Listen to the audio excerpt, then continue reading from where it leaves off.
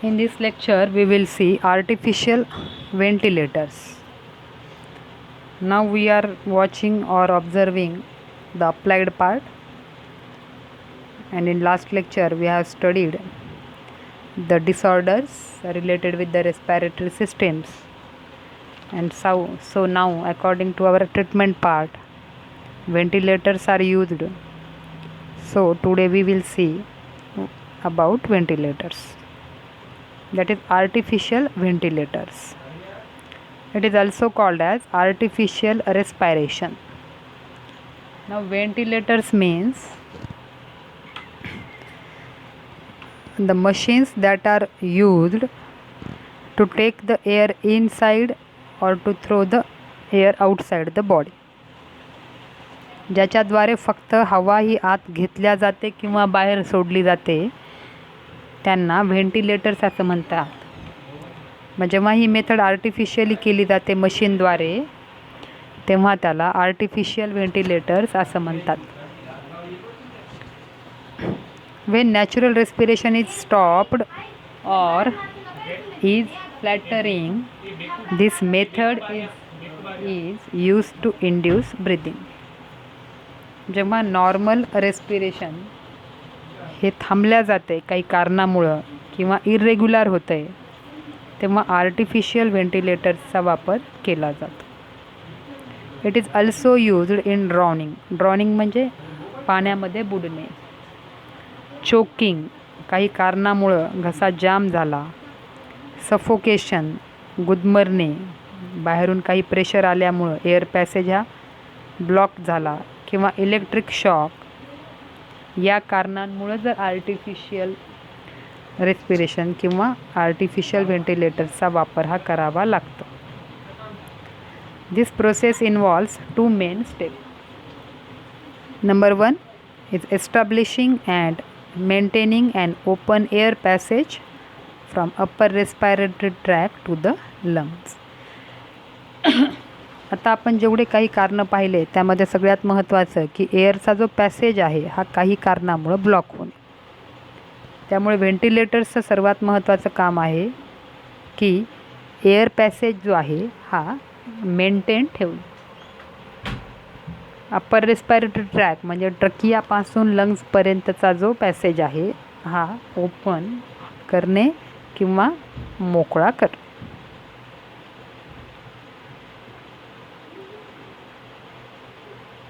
And second one is to supply continuous oxygen to the lungs and the body parts.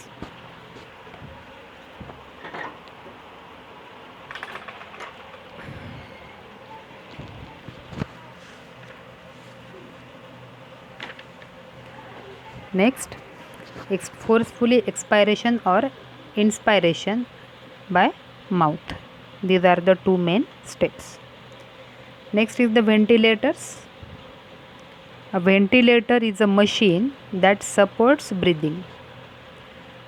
ब्रिदिंगला support करणारी जी machine वापरली जाते artificial व्हेंटिलेशनमध्ये, that is called as ventilators. It is used in hospitals as a part of life supporting system. बऱ्याच वेळा जे patient आहेत त्यामध्ये लाईफ सपोर्टिंग सिस्टीम्स, सर्क्युलेशन म्हणा, रेस्पिरेशन म्हणा, यांच्यामध्ये काही प्रॉब्लेम असेल तर ते सपोर्ट करण्यासाठी व्हेंटिलेटर्सचा वापर हा केला जातो. It is used in surgery, treatment of lung diseases और any other conditions when normal breathing fails. लंग्सच्या किंवा रेस्पिरेटरी ट्रॅकच्या काही सर्जरीज असतील तर एअर पॅसेज हा थांबू नये, तो मोकळा राहावा म्हणून ह्या व्हेंटिलेटर्सचा वापर हा केला जातो. याशिवाय लंग्सच्या संदर्भातले काही आजार असतील जेणेकरून त्यामध्ये असणाऱ्या ज्या ॲल्व्हिओलाय आहेत त्यांच्याद्वारे एअर पॅसेजमध्ये काही अडचण असेल तरीसुद्धा हे व्हेंटिलेटर्स वापरले जातात. Ventilators do following things. मग व्हेंटिलेटर्स काय काय गोष्टी पाहिल्या जातात. Number 1, to get oxygen in to the lungs. Air passage block झाल्यामुळे ब्लडमध्ये जे कमी पडणारा ऑक्सिजन आहे तो पुरवला जातो. Then removes carbon dioxide from the lungs. शरीराच्या ज्या काही मेटाबॉलिक ॲक्टिव्हिटीज आहेत त्यांच्यामध्ये जो कार्बन डायऑक्साईड तयार झाला तो बाहेर टाकण्याचं काम ह्या व्हेंटिलेटर्सद्वारे केल्या जाते. And by this 2 step they help the patient to ब्रीदिंगला मदत करतात. ही आर्टिफिशियल मेथड आहे. इमर्जन्सी कंडिशनमध्ये किंवा लंग डिसीजेसमध्ये सर्जरीमध्ये वापरली जाते. Then last point related with our respiration is transportation in living organisms. जे काही लिव्हिंग ऑर्गॅनिझम्स आहेत त्यामध्ये ऑक्सिजन असेल किंवा न्यूट्रियंट्स असतील, हे कशा पद्धतीने ट्रान्सपोर्ट केले जातात, that is transportation. All unicellular or multicellular organisms show exchange of material with their surroundings and between various parts of their cells. Organisms unicellular असोत किंवा मल्टीसेल्युलर असोत त्यांच्यामध्ये आपल्याला सराउंडिंग्स किंवा बॉडी पार्टमध्ये वेगवेगळ्या घटकांची देवाणघेवाण ही चालू असते.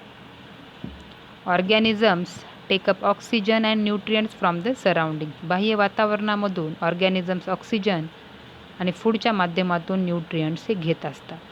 That is circulated within body. आलेला किंवा घेतलेला जो ऑक्सिजन आहे तो बॉडीमध्ये सर्क्युलेट केला जातो. Then the waste generated within the cells are given out in to the surrounding. जेव्हा या ऑक्सिजनचा आणि न्यूट्रियंट्सचा वापर करून शरीरातील सेल्स हे आपली ॲक्टिव्हिटी करत असतात त्यावेळेस जे वेस्ट मटेरियल जनरेट होतं आहे, वेस्ट मटेरियल तयार केलं जातं आहे, ते सुद्धा बाहेर टाकणं तेवढंच आवश्यक आहे. And that is thrown outside in to the surrounding. The transportation occurs by 2 मेथडने ट्रान्सपोर्टेशन कंप्लीट केल्या जाते. One is the diffusion and other one is active transport. We know that what is diffusion. It is the movement of solute from higher concentration to the lower concentration. ज्या ठिकाणी सोल्यूट्सचं किंवा इतर घटकांचं प्रमाण हे जास्त आहे त्या बाजूकडून ज्या ठिकाणी त्यांचं प्रमाण कमी आहे त्या बाजूकडे घटक हे ट्रान्सफर केले जातात. That is diffusion. Second one is the active transport. Active transport म्हणजे काय? Transport is the transport of material. आणि जेव्हा ATPचा किंवा एनर्जीचा वापर करून हे ट्रान्सपोर्ट केल्या जातं आहे तेव्हा त्याला ॲक्टिव्ह ट्रान्सपोर्ट असं म्हटलं जातं आहे. This mechanism is suitable when number 1 the surface area is large and number 2 distance between parts of body is small. जर सरफेस एरिया हा मोठा असेल तर ट्रान्सपोर्टेशन हे इझी मेथडनी आणि रॅपिड प्रोसेसद्वारे होतं आहे. आणि distance between parts of body, जर बॉडी पार्ट्स एकमेकांच्या जवळ आहेत तर प्रोसेस रॅपिड मेथडनी होते आणि जर हे बॉडी पार्ट्स दूर आहेत तर ह्या प्रोसेसला वेळ लागतो. Transportation is done by 2 types. One is intracellular transportation and other is extracellular transportation. One is the intracellular transportation. It is transportation within cells. Cells मध्ये चालणारं जे ट्रान्सपोर्टेशन आहे त्याला इंट्रासेल्युलर, नावावरूनच intracellular, that means occurring within the cells. Cyclosis is streaming movement of cytoplasm that is shown by all living organisms. सायटोप्लाझमची जी streaming movement आहे, जी हालचाल आहे ती सायक्लोसिस असं म्हणतात. Example paramecium, amoeba, root hair cells of many plants and WBCs in animals यासारख्या ज्या सेल्स आहेत यामध्ये आपल्याला मुख्यतः इंट्रासेल्युलर ट्रान्सपोर्टेशन हे पाहायला मिळते. Then extracellular transportation in sponges and coelenterates surrounding water is circulated through the body in body cavities. आपण पाहतो की स्पॉन्जेस जे आहेत यांच्यामध्ये जे स्पोर्स आहेत, ज्याला अस्क्युलम असं म्हणतात, त्यांच्याद्वारे जे सराउंडिंग ॲटमॉस्फिअर आहे त्यामधून वॉटर हे घेतल्या जातं आहे आणि वॉटर कॅनल सिस्टीमद्वारे संपूर्ण बॉडीमध्ये ते सर्क्युलेट केल्या जाते. तर इन फ्लॅटवर्म देअर इज पॅरेनकायमल सर्क्युलेशन. फ्लॅटवर्ममध्ये या एक्स्ट्रासेल्युलर ट्रान्सपोर्टेशनसाठी पॅरेनकायमल ज्या सेल्स आहेत त्या ह्या मदत करत असतात. In roundworms there are no blood vessels and the body fluid is moved around the viscera by contraction of body walls and muscles. राऊंडवर्ममध्ये ब्लड व्हेसल्स ह्या नसतात आणि त्याच्यामुळं जे काही मटेरियलचं सर्क्युलेशन केलं जातं आहे ते जे विसरा आहेत म्हणजे जे बॉडी ऑर्गन्स आहेत किंवा पार्ट्स आहेत त्यांच्या बॉडी वॉल्स आणि मसल्स यांच्याद्वारे केलं जातं आहे. अशा पद्धतीने दिस इज एक्स्ट्रा सेल्युलर म्हणजे सेलच्या बाहेरून जे सर्क्युलेशन और ट्रान्सपोर्टेशन चालू असते that is extra cellular transportation. Intracellular म्हणजे विदिन द सेल्स जे चालू असते त्यांना इंट्रासेल्युलर ट्रान्सपोर्टेशन आणि सेलच्या बाहेरच्या माध्यमातून जे चालू आहे त्याला एक्स्ट्रा सेल्युलर ट्रान्सपोर्टेशन असं म्हणतात. Okay, go through the chapter thoroughly. Thank you.